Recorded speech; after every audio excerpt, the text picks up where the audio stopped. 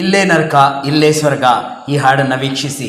ತುಂಬ ಯಶಸ್ವಿಯಾಗಿದ್ದಂಥ ಬಾಲಿವುಡ್ಡಲ್ಲಿ ಹಾಡಿದಂಥ ಫಿಲಾಸಫಿ ಇರುವಂಥ ಹಾಡು. ಸ್ವರ್ಗ ಯಹಿ ನರ್ಕ ಯಹಾ ಇಸ್ಕೆ ಸಿವಾ ಜಾನಾ ಕಹಾಂ जी चाहे जब हमको आवाज दो हमसे वही हमसे जहां अपने यही दोनों जहां इसके सिवा जाना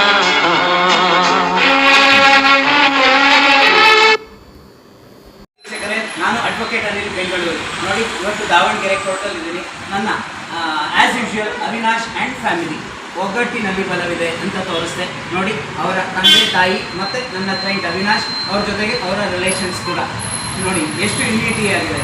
ಥ್ಯಾಂಕ್ ಯು ಆಲ್. ನೀವುಗಳು ಅಷ್ಟೇ ನಿಮ್ಮ ಮನೆಗಳಲ್ಲಿ ಇದೇ ಥರ ಯುನಿಟಿ ಆಗಿದೆ.